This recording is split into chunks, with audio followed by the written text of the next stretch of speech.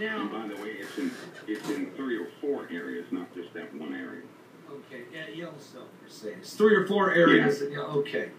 And is that? Do you think that's why the bison, the buffalo, the deer, the antelopes, they're not? This not a go give me a home where the buffalo roam. I mean, is that why they're running away?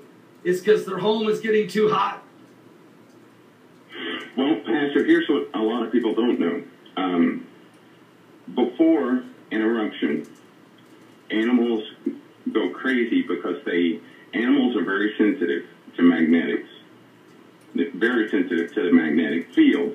What a lot of people don't know is magma carries it carries that magnetic field. The Earth is measured in about, I think it's 5,500 nanoteslas. That's what the Earth's magnetic field, magnetosphere, carries in magnetics. So that would be the shielding around our Earth. Lava carries 15,000 nanoteslas, which is extremely high to be so close. And so when animals sense this coming up, it messes with what's in their heads, and they flee from it. In other words, animals flee when magma comes close to the surface. Yeah. Okay. So which is not a good sign. That's not a good sign. No. Not for animals to flee. That means it's too close and it's too active.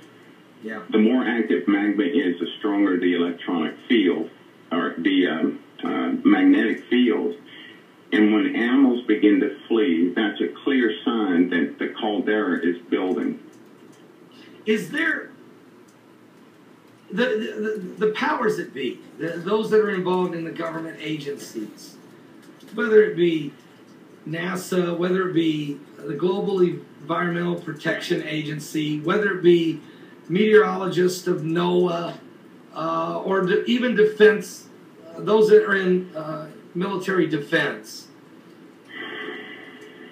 are they aware of what's going on here? I mean, is there a plan in play? Is there, or are they just observing right now? Is there actually anything actively going on with some or all of the agencies involved as it relates to Yellowstone? For the American public, or for themselves, is there something going on? Is there already some type of activity taking place as it relates to Yellowstone? A type contingency? Yeah. They're aware of a great many things. So they have the advanced instrumentation to follow these things. And yes, they're preparing for, I guess it's in the public domain, the National Guard troops from the East Coast to the West Coast are preparing for some type of an ash fallout to operate in thick ash, because it's not, it's very different from chemical weapons and so forth. They also, people would notice on the highways, Fox is being used, which is a vehicle that is chemically sealed, totally self-contained with internal oxygen and filters and so forth. They can also operate in water and on land and so forth.